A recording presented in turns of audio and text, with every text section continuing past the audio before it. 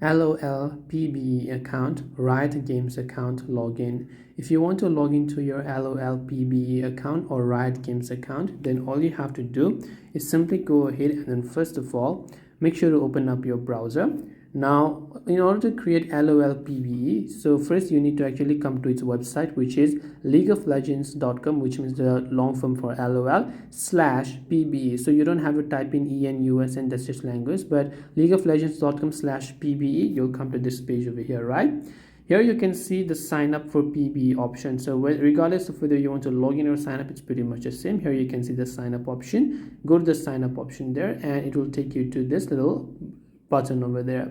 Now all of this is basically just one account, which is Riot Games account. So over here you can also see already have an account option from the bottom. Go to that option there and all you have to do now is to simply enter the username and the password that is associated with your League of Legends PBE or your Riot Games account. And once you've done that, you can just hit this little arrow button by staying signed in and you'll be able to log into your LOL PBE account or Riot Games account for that matter.